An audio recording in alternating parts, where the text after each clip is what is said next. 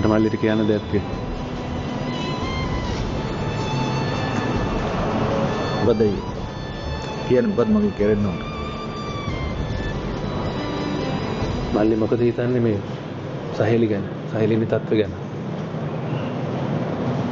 ඉතින් අමුතුවෙන් මොනවා හිතන්නද අයි?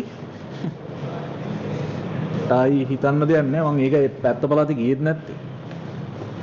මම කියන්නේ අයියට උමක් කතාවට යන්න එපා. මම සුදුමෙනිකෙත් එක්ක කතා කරා මල්ලි. මොකක්? මොනවද අයි තව කතා කරන්න ඉතුරුලා තිබුණේ? මම යාට සමාව දුන්නා. සමාව දුන්නේ?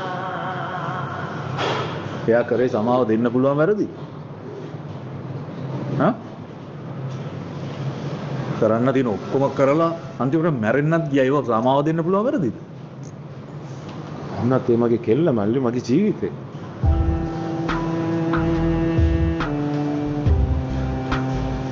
මං හින්දා මැරෙන්න වෙట్లా ඉන්නකොට ඇත්තේ කතා නොකර ඉන්න තරම් මගේ හිත ගලක් නෙවෙයි මල්ලි.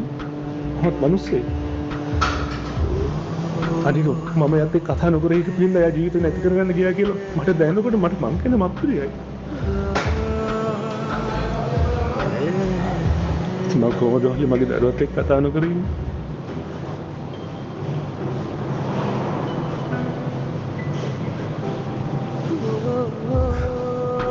එයාත් එක්ක කතා කරලා යාව තොබ්ලුද පස්සේ පස්සේ මට තේරුණා මම ඔය ජීවත් වෙනවා කියලා. අන කරන්නේ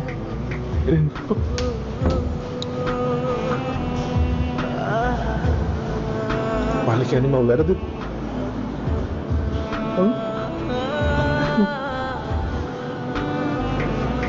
ආත්ත කෙනෙක් විදිහට අයියා හරියට වැරදිද කියන්න මට තේරෙන්නේ නැහැ.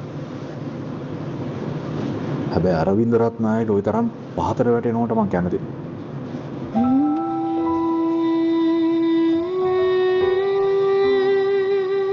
Yes.